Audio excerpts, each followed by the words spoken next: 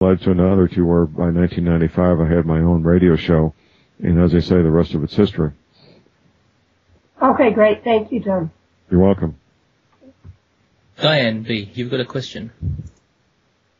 Have you been told to keep quiet by any governmental agencies? And if not, why do you think they're allowing you to continue speaking out like you are?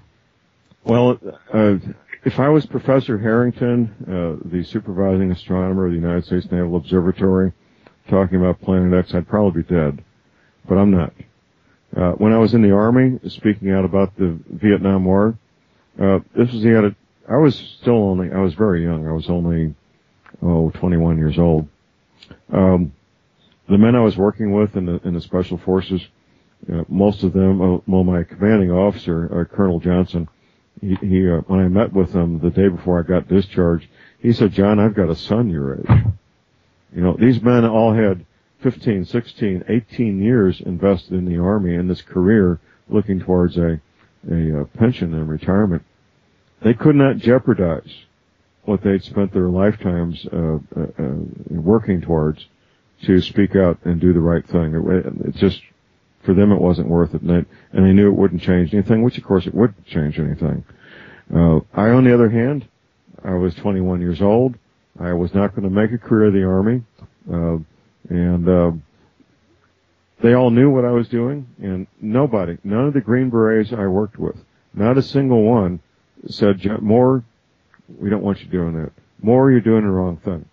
I was doing it with their implied consent, because they could have transferred me out of the Green Berets into some truck repair company or canteen repair company or something in a heartbeat. In a heartbeat. These men were every one of them was a Vietnam vet. Everyone was a Vietnam vet. One of these men, it was so tragic. He had a letter he carried in his left shirt pocket that he would take out and read once or twice a day from his buddy who had died in Vietnam. And the anger in this man, you could cut it with a knife. He was just so burned up with anger. All these men were walking wounded emotionally and psychologically, every one of them. The only thing they were looking forward to was getting out of the U.S. Army. That was it. The only thing they were looking for. I, on the other hand, had no pension to look forward to in the Army, no retirement, no vested interest in keeping my mouth shut. And I was fairly articulate for a 21-year-old and told a pretty good story. And it was fun getting out, going to the university campuses and talking to people and letting them know what was really going on in this war. For example, the religious nature of the war. There was only one general in the entire Vietnamese army who was not Catholic. Catholics were maybe, no more than 10 or 15% of the population on a good day. No more. The majority population in South Vietnam was Buddhist.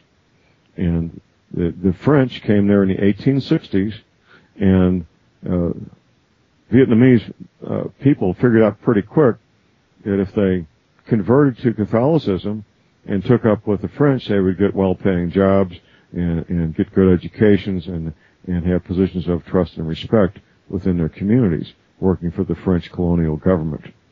Well, that was still going on when we were there. The Catholics were running everything of any consequence. The Buddhists, who were the majority, didn't have a chance. They'd get to be a low-ranking officer or a sergeant. Most of them, of course, were privates and corporals. But the Catholics ran everything, and the Buddhists knew that there would never be a chance for a Buddhist to reach a high level of trust and respect within the South Vietnamese government. So why should they risk their lives for it? You look at those battles over there. They all had Vietnamese mothers, every one of them. But the Viet Cong had something to fight for. The South Vietnamese soldiers did not. They were fighting for a corrupt regime that by design, kept the Buddhists out of all important positions of any consequence. That's amazing. Thanks very much, John. It's obvious where all the money... Yep. Thank you. You just cut out there, Diane, but thanks for the question. John, and also we thank you for speaking out because it's, as everybody knows, it's far easier to let someone else speak out than to do it yourself, and for you speaking out, we thank you. John, as we end this discussion, we wanted to ask you one final question from Big Medicine. Big Medicine. Yeah, John, your original timeline was to be ready and waiting by December 2010. Now that we've gone past that day, as a father and a grandfather, what preparations have you made for your family, and what do you say is the must-have basics for people to prepare for this upcoming collapse? Okay, well, that's a pretty comprehensive question. I have a 36-year-old daughter and 3 grandchildren that live in Seattle, Washington. Thank goodness my daughter was living with me in September 2001, and she came to realize that her father wasn't quite as crazy as she thought when she saw what I did to deal with all that. Her and her family and her husband are on alert that if I give them a call to basically drop everything, get on a plane, and come to be with me in the Ozarks. I have sufficient housing for all of them. I have several years' supply of food stored, a never-ending supply of water where we happen to be, medical supplies, firearms and ammunition, of course, communications equipment, and enough garden seeds to have a very large garden. I've pretty much put in a shelter that I believe is sufficient to get us through what's coming at us, a steel reinforced concrete building with a commercial metal roof on it. I think we're pretty well set here. I've got limited resources financially, but within those limited resources, I've been able to, over a period of time, put together some infrastructure and supplies and equipment that I think will be adequate. We won't be living a life of luxury, but it'll be a life and it'll be okay. We'll even have a couple of wringer washers. It's something a lot of people don't think about. How do you do laundry when you don't have hot and cold running water under 40 pounds pressure? It's no small thing. You'll end up doing 1 hour of laundry a day or 1 full day of laundry a week. It's a massive labor undertaking. I recommend people get at least 2 gravity feed water filters, minimum, at least 1 .30 caliber rifle and 500 rounds of ammunition for each adult over the age of 16. Cast iron cook pots and skillets and cast iron lids, no glass lids. You can use them on open fires. You can use them indoors. You need carrying capacity, a truck, preferably diesel if you're not in an extreme northern area, a truck or a full-size van, so you can haul people and supplies and equipment. Emergency shelter in the form of heavy canvas 4-season tents. These little nylon tents they sell for weekend camping, they won't last for more than a few months out in the ultraviolet. If you're stocking a lot of food, don't have a lot of money, you're probably going to use bulk grains. The general formula is 900 pounds per person per year, a little bit more for teenage boys and girls, properly stored so that when the larva hatches out, it will die rather than destroy your grain. Pack it in the CO2, dry ice, or nitrogen is probably the 2 easiest ways. You need a medical kit, and you need the skills to go with it. First aid training from the Red Cross, your local junior college, fire department, first aid training, a comprehensive medical kit equal to your skill level. You need to buy your boots, trousers, shirts, hats, and gloves from the same place the farmers and construction workers get their clothing, boots, hats, and gloves. You're going to be outdoors a lot doing hard manual labor. You need to be able to protect your body, your hands, your feet, and head, and so forth. And be sure you've got long sleeve, light-colored shirts, because this sun's going to be brutal for the foreseeable future. Vacuum-packed heritage garden seeds. A good place to get them is Baker Creek garden seeds down in Mansfield, Missouri. They have a lot of heritage garden seeds. You're going to need a reference library, books and books and books. I've got a list of 10 books at my website, thelibertyman.com.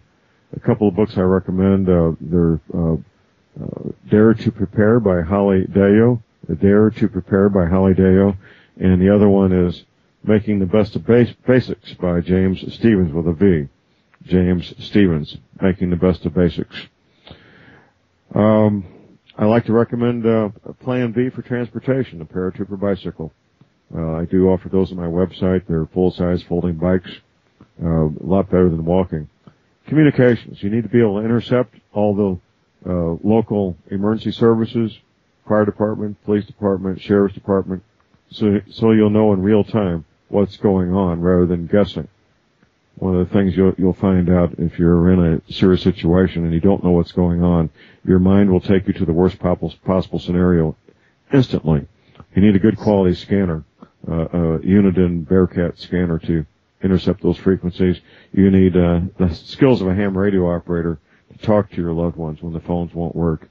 All it takes for the phones not to work is system overload, too many phone calls at the same time, which happens in most cities about 3 o'clock, 3:30 when all these kids get out and get on their cell phones.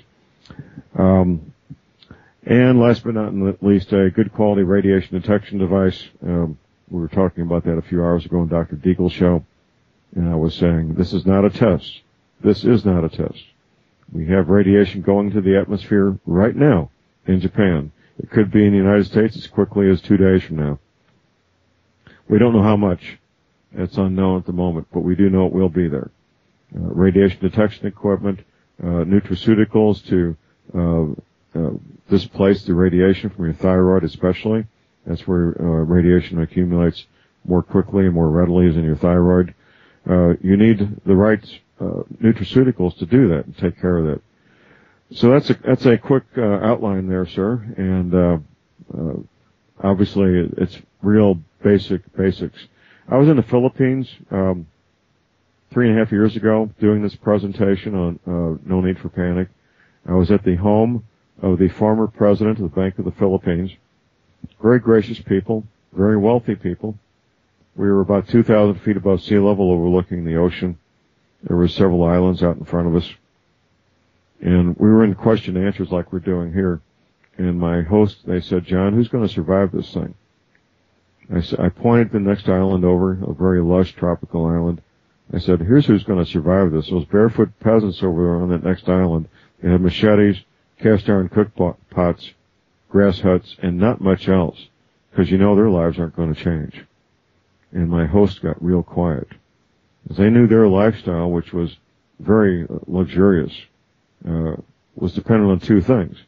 Digits in the computer of their bank and electricity. And once those two things are gone, their lifestyle's gone. John, thank you very much for that. You're welcome, sir. Thank you very much, John. And probably just in addition to that was and a group of like-minded people, because you can't do everything yourself. Well, there's 168 hours a week.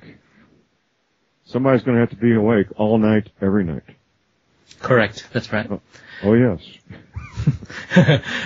Thank you so much, John. I hope it's been enjoyable for you as it has been for us. It was fun. Yes, your website again, John's website is thelibertyman.com. That again is thelibertyman.com. As the Civil War veteran and orator Robert Greene Ingersoll said, every man who expresses an honest thought is a soldier in the army of intellectual liberty. Unlike a soldier in the U.S. military, the thoughts you express today shows that you are a soldier of intellectual liberty, fittingly the Liberty Man. On behalf of Fox and all the members of the WebBot Forum, we thank you, John. May you have many good times to come. Thank you. Thank you, Jules, and all of you, thank you very much. Have a good evening. Thank you. Thank you, John. Thank you. Good night.